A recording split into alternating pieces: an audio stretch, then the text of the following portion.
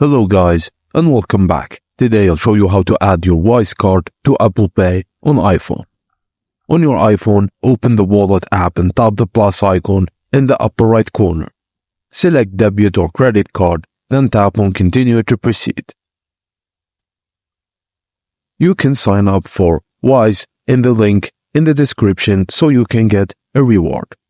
Now, select debit or credit card and tap on Continue. You have two options to add your Wise card. You can scan it or you can enter the details manually. Regardless of the method used, manually enter the security code from the back of your Wise card. Then tap Next. Verify the expiration date if needed and agree to the terms and conditions. Now choose a verification method like email, text, or phone call to confirm your Wise card with the bank. Enter the code sent to you and your Wise card will be approved. Once verified, your Wise card will be added to your Wallet app and ready to use with Apple Pay.